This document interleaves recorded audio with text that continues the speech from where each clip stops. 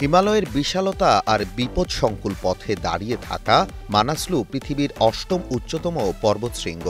এই পর্বতের উচ্চতা ৮,১৬৩ মিটার। ১৯৫৬ সালের ৯ মে একটি জাপানি দল প্রথমবার মানাসলুতে সফলভাবে আরোহণ করে। এবার বাংলাদেশি পর্বতারোহী তৌফিক আহমেদ তমাল যাচ্ছেন মানাসলু অভিযানে। এ উপলক্ষে শনিবার বিকেলে বিশ্ব সাহিত্য কেন্দ্রে পতাকা হস্তান্তর অনুষ্ঠানের আয়োজন করা হয়। এতে প্রধান অতিথি হিসেবে ছিলেন বাংলাদেশের প্রথম নারী এভারেস্ট জয়ী নিশাত মজুমদার। তমালের হাতে জাতীয় পতাকা তুলে দেন তিনি। তরুণদেরকে কিভাবে সাপোর্ট করা যায়, সহযোগিতা করা যায়, তরুণদের এই সহযোগিতার মাধ্যমে আসলে সমাজ কিন্তু সবসময় উপকৃত হয়। আমরা সবসময় একটা কথা বলি, মানুষের কিন্তু অ্যাড্রিনালিন হ্রাস করতেই হবে। তো এই হ্রাসটা যদি তরুণদেরকে আমরা ভালো অ্যাডভেঞ্চারের মধ্যে না নিতে পারি, তাহলে তারা খারাপ অ্যাডভেঞ্চারে যাবে। তো আমরা এই জন্য এই মিডিয়ার মাধ্যমে আমরা পৃষ্ঠপোষকদের কাছে বলছি, এই তরুণদের উপরে আপনারা আস্থা রাখুন এবং তাদের পৃষ্ঠপোষকতার জন্য আমরা সবাই মিলে এগিয়ে আসি।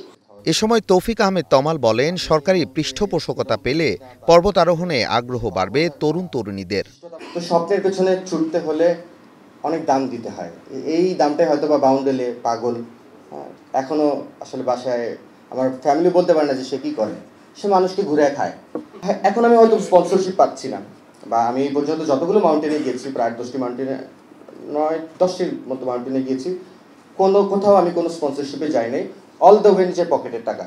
আমি বাংলাদেশের পর্বত আরোহণের সাথে সম্পৃক্ত থাকতে চাই। এই যে আমার এই পতাকাটা আমি আমাদের অগ্রজরা যেভাবে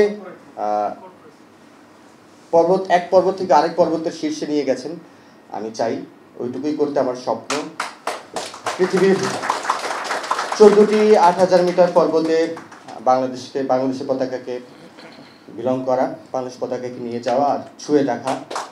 বাংলাদেশের অ্যাডভেঞ্চার স্পোর্টস ও ট্যুরিজম ইন্ডাস্ট্রিকে আন্তর্জাতিক পর্যায়ে প্রতিনিধিত্ব করছেন তমাল।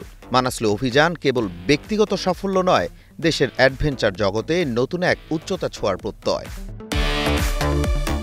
Nazmul Hasan, star news.